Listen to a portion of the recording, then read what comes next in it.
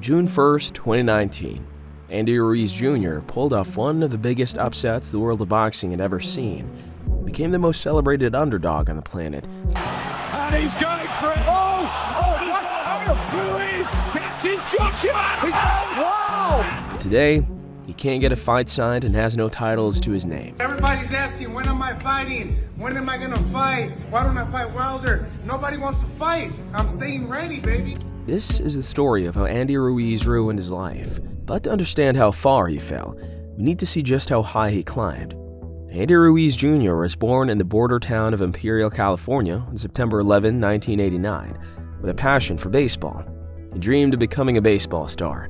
However, his father, a former boxer turned construction worker, saw something in his son that the rest of the world didn't. Ruiz was not a prime athlete. He was a chubby kid and did not have the physique to become a baseball star, but he had a destructive nature, which meant he would often break things. Ruiz earned himself the nickname Destroyer, and Andy Sr. decided to channel that energy into boxing.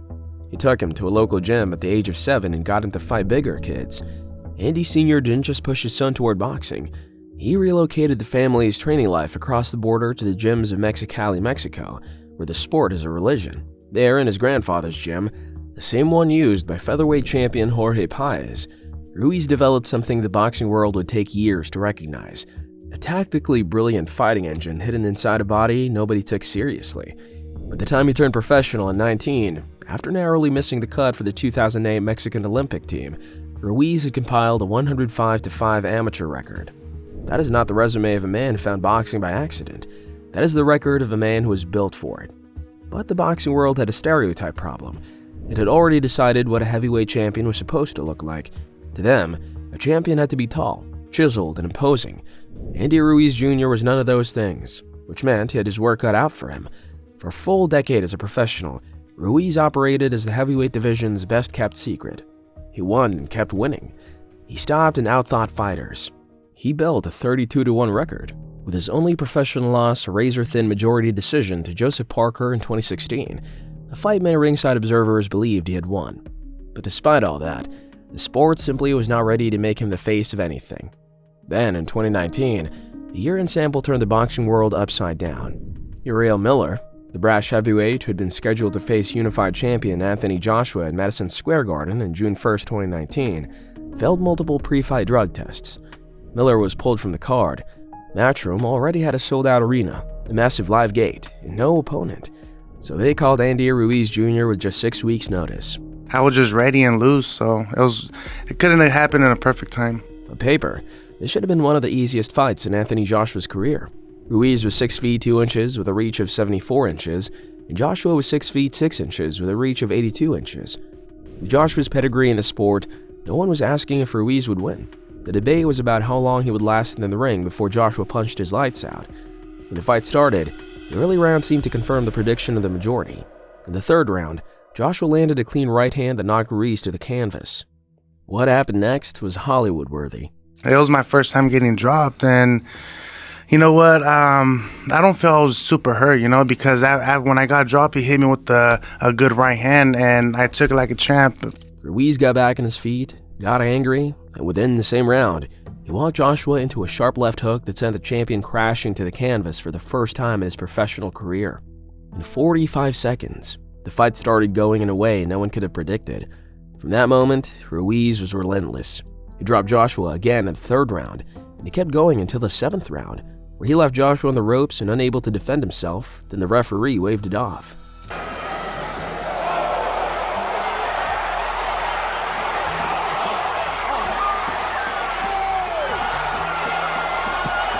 That night, Madison Square Garden witnessed one of the greatest upsets in the history of professional sports.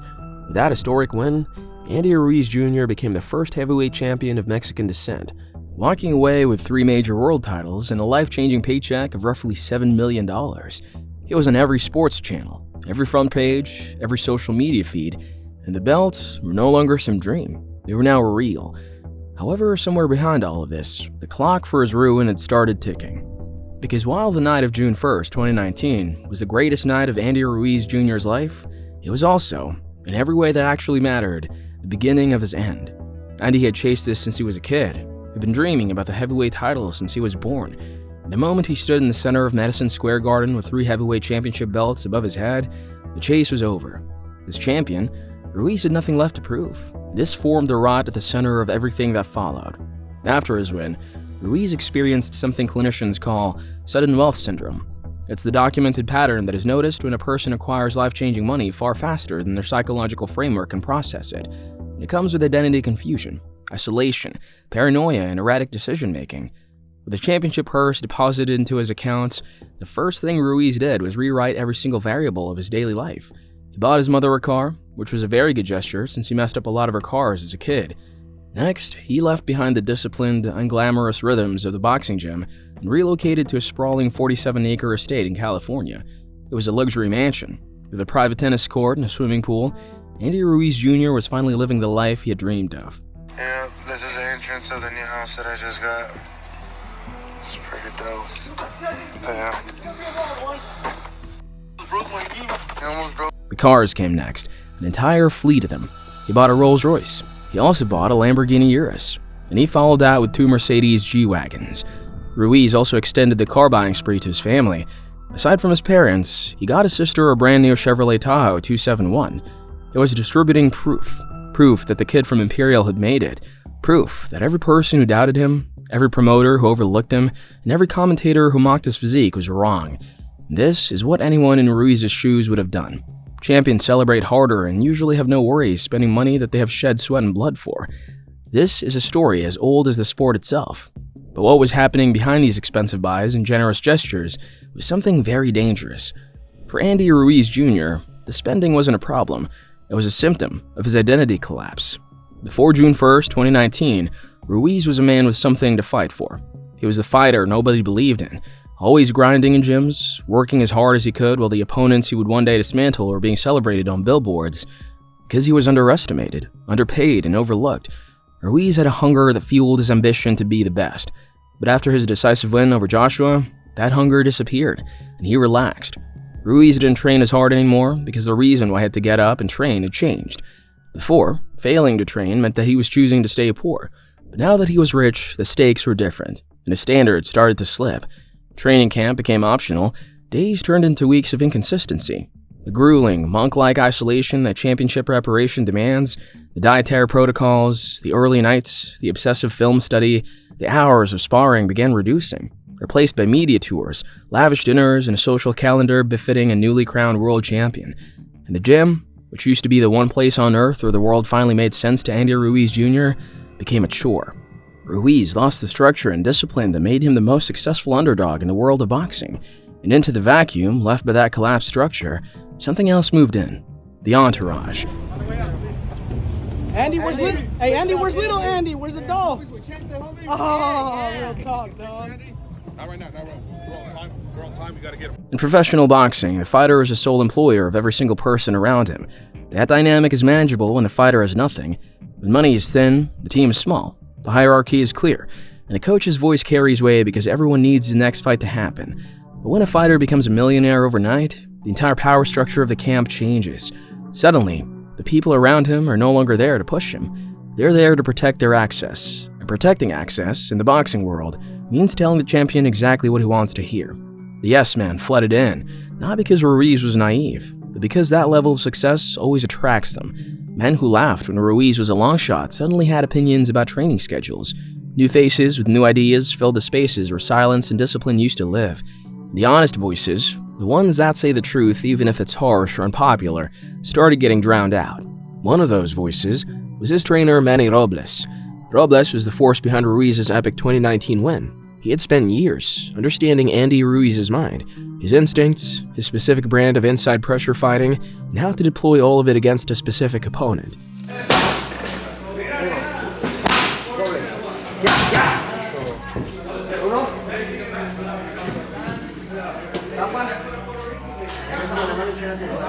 He knew, better than anyone on the planet, exactly what Ruiz needed to do to stay a champion. And he watched, helplessly, as none of it happened. You know, my situation with my fighters is like I try to bring out the best in them. I try to get them to be disciplined. I try to get them to work hard. It doesn't always work that way, but As Ruiz's standards fell, Robles wasn't just watching his fighter skip training. He was watching him slowly lose himself. The sharpness that once defined Andy Ruiz Jr., the same edge that shocked the world, began to fade. It was weighed down by a lifestyle that didn't match the discipline needed to stay at the top. But Ruiz's struggles weren't just about his attitude toward training. There were also serious issues within his team, an organizational breakdown that played a major role in his downfall. When the rematch negotiations began, Ruiz held a position of historic leverage. He was the unified heavyweight champion of the world, holding 3 of the 4 major recognized belts, and the man who had been the sport's biggest star on American soil. For a brief shining moment, he was the most powerful man in heavyweight boxing. His team used that leverage to make public statements demanding the rematch happen in New York or Mexico on their terms. They even demanded 40 million pounds. They spent so much time making statements, but failed to read the contract that they signed. Matchroom Boxing's Eddie Hearn had secured an ironclad rematch clause from the very beginning, granting him unilateral control over the venue and the financial terms of the sequel. Ruiz's public demands were not negotiation positions. Hearn walked straight past all of it, sold the site rights to the Kingdom of Saudi Arabia for a reported $50 million, and positioned the rematch as a centerpiece of a state-sponsored sporting extravaganza in the Diriyah Arena. There was nothing Ruiz's team could do to stop it. With the contract enforced, their leverage evaporated. Ruiz was not going to get a percentage of the site fee, and even though the rematch was generating a reported $98 million, all Ruiz would be getting was a $13 million flat fee for showing up. Meanwhile, Anthony Joshua would be getting $85 million. $13 million is life-changing money, but relative to what the fight was worth and the defending champion's rightful position on the card, it was humiliation. On December 6, 2019, the weigh-in revealed just how far Andy Ruiz Jr. had fallen. When he stepped on the scales, he registered 283.7 pounds. He was 16 pounds heavier than in the first fight, and nearly 40 pounds above his optimal fighting weight. Anthony Joshua weighed in at 237 pounds. He was 10 pounds lighter than in the first match, and it was obvious that he had been rebuilt from the ground up. He looked like a man who had spent the last 6 months treating every single morning like a second chance at survival. Joshua had found the hunger. Ruiz had lost it. The December match was billed as a clash of dunes, but it was a one-sided fight. For 12 rounds, Joshua moved, jabbed, held, and circled, and Ruiz, who was carrying the physiological equivalent of a backpack loaded with failure, couldn't close the distance once. Anthony Joshua had his revenge, and in one night, Andy Ruiz Jr. was back to being a nobody. In the press conference after the loss, Ruiz said, I would have won this fight, and like I said, I should have trained harder, I should have listened to my coaches more, and maybe I shouldn't have put on all this weight that I did, and I would have been more faster and I would have thrown more. He said all the right words, but then he did the exact opposite of what they required. He made an apology to his fans and supporters. All my supporters, all my fans, all my loved ones, I'm sorry I let you guys down. I know we didn't get this victory, but it was a learning experience, man. I know I should have trained harder, I know I should have taken more serious, but he won, no excuses. But best believe I'm going to come back stronger. Instead of getting rid of the enabling environment that had destroyed his camp, Ruiz looked for someone to absorb the blame. 6 weeks after the loss, Manny Robles was fired. Ruiz couldn't even do it face-to-face. He sent his father to do it. I never got a phone call from Andy Ruiz to begin with. He never talked to me. It was the father that approached me, the father that called me and came to the gym to talk to me about the separation. And here's what Robles had to say about the split. Gotta understand, man, he's a ghetto boy. He's a ghetto kid that never had anything in life. And all of a sudden you wake up and you're the champion of the world and you got millions of dollars in the bank and being ready to make more money and more millions at that. I mean, it's just overwhelming. I could see the situation became so overwhelming for him. He made a lot of new friends and, that weren't around when he had nothing.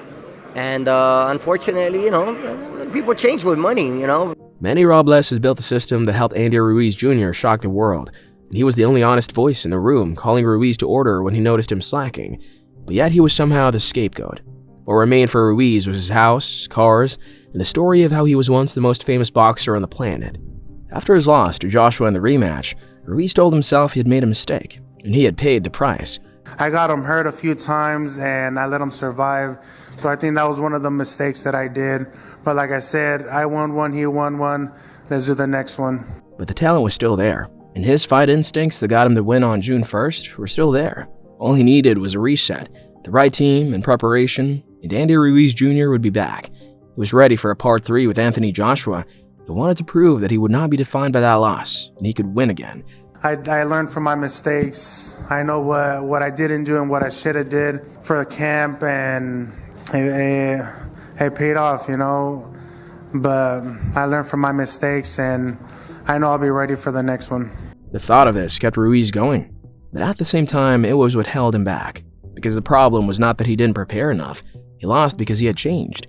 He was no longer the Andy Ruiz Jr. who wanted to win belts. No new trainer was capable of replacing the one thing that had actually made him great, the hunger of a man who had not yet proven himself. In the weeks after the loss, Ruiz made the one move that looked like accountability and hired Eddie Reynoso. Reynoso was arguably the most respected cornerman in the sport. He was the architect of Canelo Alvarez's entire championship run, a tactician with a track record of rebuilding fighters and maximizing their ceilings. Bringing in Reynoso was a sign that Ruiz meant business. He was on his way back to making waves in the sport again. Ruiz was rebranding and reinventing himself, but while the partnership with Reynoso was perfect, the results were complicated. Ruiz's return fight was against veteran gatekeeper Chris Arreola on May 1, 2021, at Dignity Health Sports Park in Carson, California. At the weigh-in, Ruiz was 258 pounds. He was lighter than in the Joshua rematch, but wasn't at the optimal lean weight he had been in his pre-championship days. Ruiz was conditioned enough to suggest the camp had produced at least a partial version of what Reynoso was capable of delivering. For the first 90 seconds of the fight, nothing spectacular happened. But then Chris Arreola, a 40-year-old fighter operating well past the edge of his athletic prime, landed a short, chopping right hand and sent the former unified heavyweight champion of the world crashing to the canvas. Chris Arreola was brought in specifically because he was not expected to be a serious physical threat, and he dropped Andy Ruiz Jr. in the second round with a shot that should have been scouted, slipped, or absorbed without incident by a properly prepared champion. Ruiz recovered, and he grinded Arreola down over 12 rounds, landing enough combinations and carrying enough residual hand speed to win convincingly in all three scorecards: 118 to 109, 118 to 109, 117 to 110. It was a clear professional victory, but a closer look at those 12 rounds told a different story. Ruiz had lost his touch. He was slower to react, adapt, and respond to danger. The knock he took from Chris was a sign that his body was already showing the cumulative invoice for years of extreme weight fluctuations, poor dietary management, and the abuse of carrying close to 300 pounds through high-impact training cycles. And fans did not fail to point out the fact that Andy has to train himself to keep his hands up and use more head movement. He didn't have an answer for Chris's jab. Andy probably should work on his foot speed, but if he continues to lose weight, that will probably come of its own accord. He's still very overweight, and all that extra flab slows you down. After the Arreola fight, Ruiz became a fixture of boxing headlines for all the wrong reasons. His name appeared constantly in negotiations and promotional announcements in the trade press, without ever appearing on an actual fight card. In the years after his time as a heavyweight champion, Ruiz had developed a delusion about his own market value. He believed the 6-month championship reign from 2019 entitled him to guaranteed 8-figure paydays against virtually any opponent, indefinitely, regardless of what he had or hadn't done since. And the sport repeatedly called his bluff. The World Boxing Council ordered an official final eliminator between Ruiz and former WBC heavyweight champion Deontay Wilder, a fight the boxing public desperately wanted to see, a legitimate clash of power and styles that could have repositioned Ruiz as a genuine title contender. But it collapsed entirely when Ruiz's camp couldn't come to an agreement because of the numbers. There was also a proposed fight with a dangerous Chinese heavyweight, Zhilei Zhang, another bout that would have tested Ruiz at the highest level and generated real momentum, but it also met the same fate. One of Zhang's representatives said, "Andy Ruiz Jr.'s apparent intransigence at the negotiating table makes him a non-starter for a fight with Zhilei Zhang." Ruiz was pricing himself out of the ring, one negotiation at a time. He was idle for 16 months after his fight with Chris Arreola, 16 months during which his body continued its steady accumulation of wear. His conditioning window continued to narrow, and the heavyweight division continued to evolve entirely without him. When Ruiz finally returned on September 4th, 2022, at the Crypto.com arena in Los Angeles, now training under Alfredo Osuna after his partnership with Reynoso had quietly dissolved, he faced 43-year-old Luis Ortiz. The official scorecards gave him the win, but for 9 of the 12 rounds, Luis Ortiz outboxed Ruiz. Ortiz, a fighter whose legs had been visibly declining for years, still moved well enough to establish his jab, control range, and keep Ruiz in the outside for long stretches. Ruiz, heavier again, slower again, unable to consistently cut off the ring or find the angles that defined his best work, spent the majority of the fight chasing a man he should have been able to walk down at will. Ruiz was saved by his hands, He had a 2-knockdown second round, followed by an important knockdown in round 7. Without those flashes of the fighter he used to be, Ruiz would have lost to a 43-year-old. Andy Ruiz was winning, but was winning ugly, against increasingly limited opposition while carrying a body that was quietly, systematically, beginning to break down beneath him. And the fight with Ortiz came with consequences. Ruiz had to undergo surgery to repair a torn rotator cuff in his right shoulder, and he also had to carry out surgery in his knee. On August 3, 2024, Ruiz made his return at BMO Stadium in Los Angeles, and this time around, he was facing Uriel Big Baby Miller. Miller had inadvertently set Ruiz up to be heavyweight champion by failing multiple drug tests, and now, 5 years later, he was standing between Ruiz and any remaining claim to relevance. At the weigh-in, Ruiz weighed 274.4. For 23 months, Ruiz had not stepped into the ring. That's nearly 2 full years between professional fights for a man attempting to re-establish himself as a heavyweight contender. In the early rounds, Ruiz fought bravely. He outpunched Miller in the first 4 rounds, but then in the 5th round, Ruiz threw a punch that fractured his right hand. It was so bad that when he was leaving the ring, the hand was clearly deformed. Despite the fracture, Ruiz held on for 7 more rounds, but since he was literally fighting one-handed, the fight ended in a draw.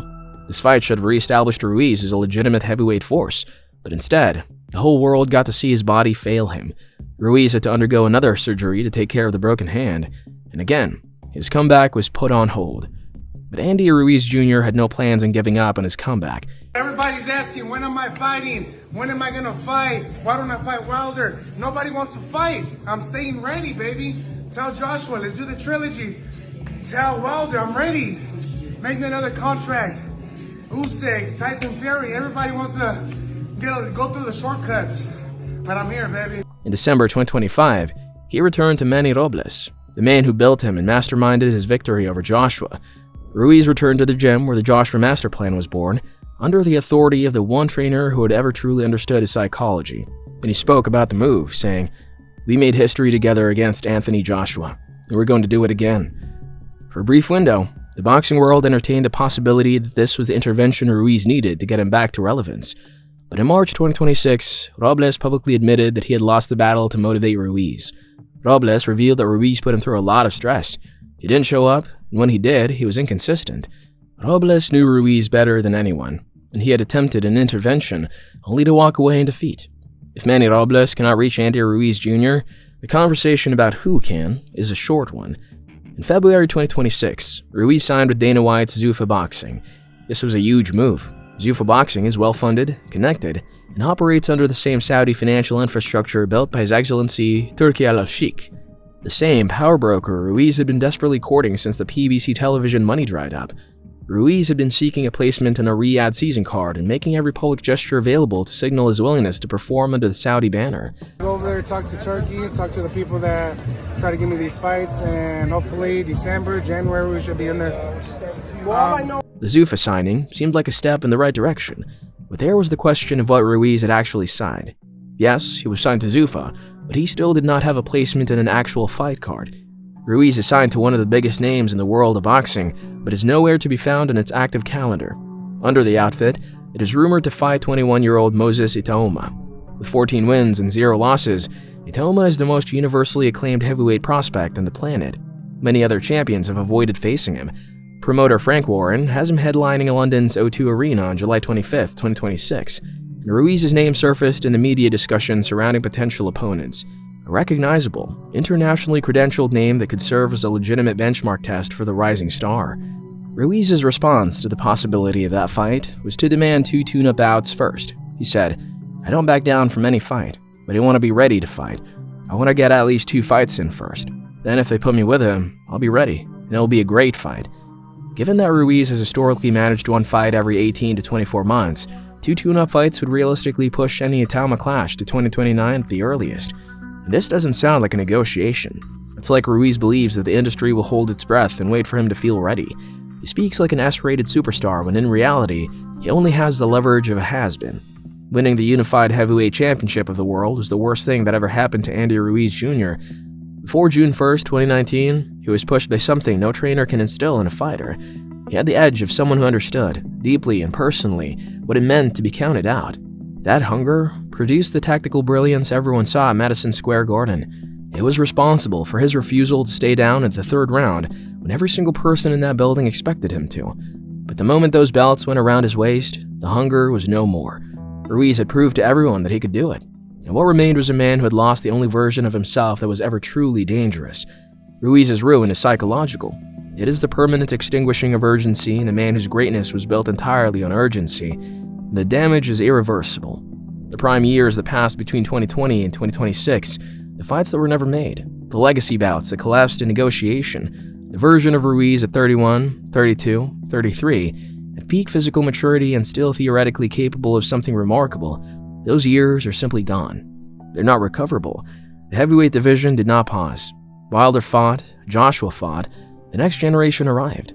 The window that existed in 2021 and 2022 for a fully committed Andy Ruiz Jr. to stake a genuine claim to relevance is closed permanently. Andy Ruiz Jr. will spend the rest of his life on the other side of the greatest night of his career, unable to get back to it, unable to fully leave it behind, performing comebacks on social media and press conferences for an audience still waiting for something that he lost in June 2019.